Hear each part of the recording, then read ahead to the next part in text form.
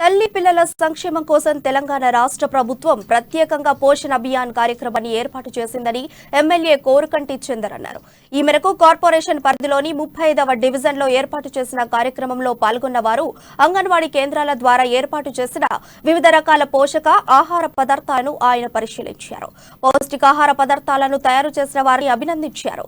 ఆరోగ్య తెలంగాణ కావాలనే ఉద్దేశంతో సీఎం కేసీఆర్ రాష్ట్రంలో గర్భిణీలకు, మహిళలకు, పిల్లల సంక్షేమానికి ప్రత్యేక పథకాన్ని ఏర్పాటు చేశారన్నారు.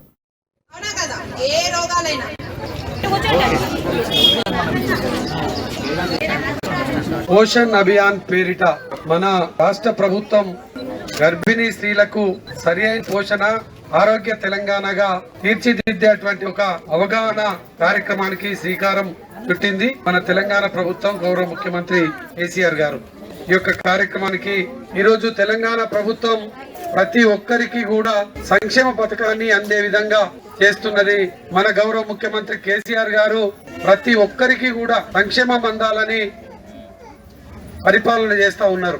ఈరోజు పసి కూన నుంచి మొదలుకుంటే పండు ముసలి తల్లి వరకు కూడా యొక్క తెలంగాణ ప్రభుత్వం ద్వారా సహకారం అందే విధంగా పరిపాలన చేస్తా ఉన్నారు. ఈరోజు ఆరోగ్య తెలంగాణగా తీర్చిదిద్దడంతో పాటు ఆరోగ్యకరమైనటువంటి భావి తరాల పిల్లలు పుట్టాలని ఆలోచన చేసినటువంటి ముఖ్యమంత్రి మన కేసీఆర్ గారు.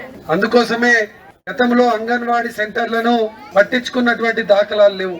ఈరోజు తెలంగాణ రాష్ట్రం ఏర్పడ్డ తర్వాత అంగన్వాడీ టీచర్లకు గౌరవ వేతనాన్ని పెంచి వారికి సరైన